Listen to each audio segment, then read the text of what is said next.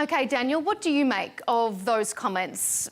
Should the government be deciding what law-abiding citizens are doing in their own homes?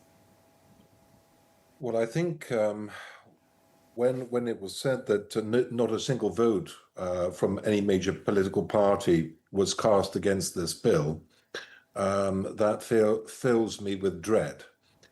Because in my 19 years experience of being a member of parliament, it's when there was unanimity on the floor of the House of Commons and not the greatest possible debate, that's when real mistakes were made. And I could certainly reference moments in the last 20 years as a parliamentarian where there was unanimity and where that lack of debate led to serious complications and difficulties going forward. But I was the only Conservative member of parliament to have been born in a communist country. And I try to explain to young people today what it was like growing up in a communist country, where one political party controlled the media, the newspapers, and every single aspect of the citizens' lives, and that citizen had no rights whatsoever. And it does frighten me a little bit about the sort of level of intrusion that we are now pushing into people's daily lives. I saw a free speech lawyer, Preston Byrne, on GB News earlier this afternoon, who was going to he's threatening to sue Ofcom.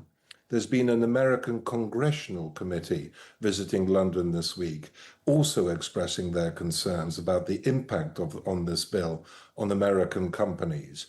The White House is getting involved. It may even threaten our trade deal with the United States of America. So these things have to be debated constantly in the most robust possible way.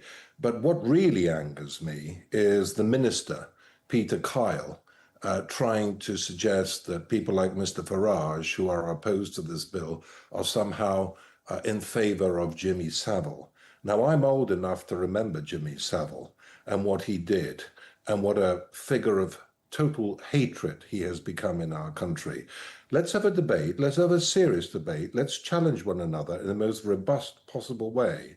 But this denigration to people who don't wish this legislation to be so controlling over our lives, I think they have to be afforded the respect that any functioning democracy ought to give them.